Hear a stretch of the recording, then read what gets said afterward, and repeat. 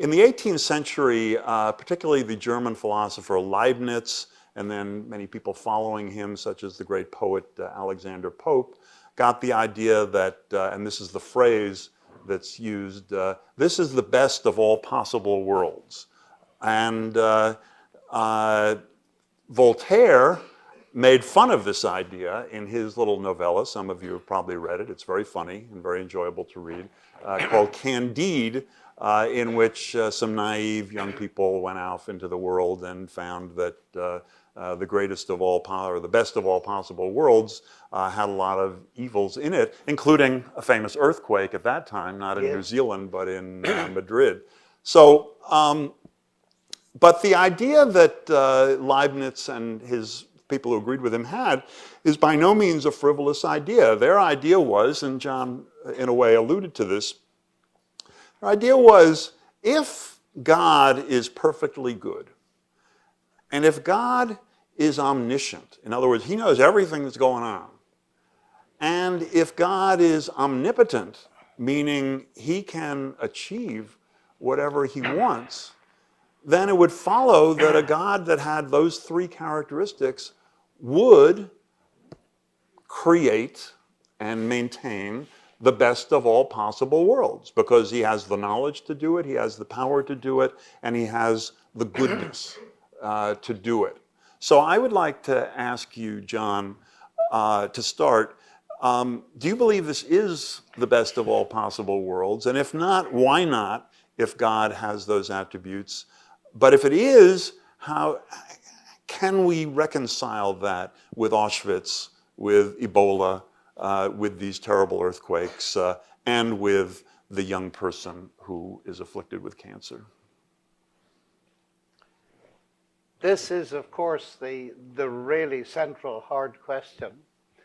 And the difficulty is when you approach it, the idea that this is the best of all possible worlds grates on us, because we immediately think of some awful thing like Ebola and cancer and so on.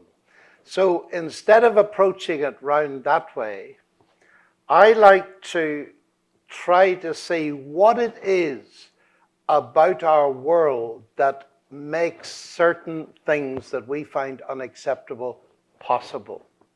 Now, what do I mean by that? You see, very frequently, and I'm sure as students you set up late at night, surely a good God would, could, might, etc., have been able to make a world in which these things didn't happen. Could God, for instance, have made a world in which there was no damage like we see people doing to one another? The answer is, of course he could. Now let me take that head on. Of course he could. We can make worlds like that. They're called robotic worlds. Now the interesting thing about the robotic world is this, that it has certain very positive properties. It obeys us perfectly, of course, because it's all programmed in. But it is a world that's devoid of love. Now, here comes the real problem for me. If we think of love as a value, as something very important, then of course, logically speaking, the capacity to love is equivalent to the capacity to choose. There must be a modicum of freedom. So if I'm going to be able to choose positively, I must be able to choose negatively. So there must be the possibility of things going wrong.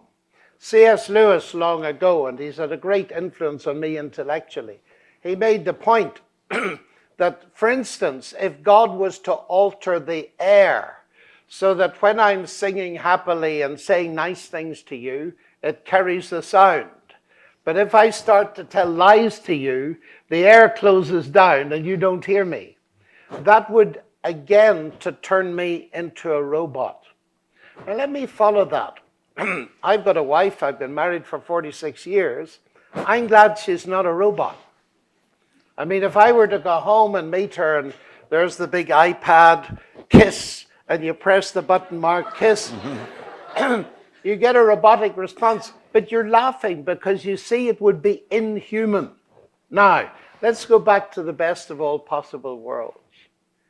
What I find that I do sometimes in wishing the world to be other than it is that I'm wishing myself out of existence.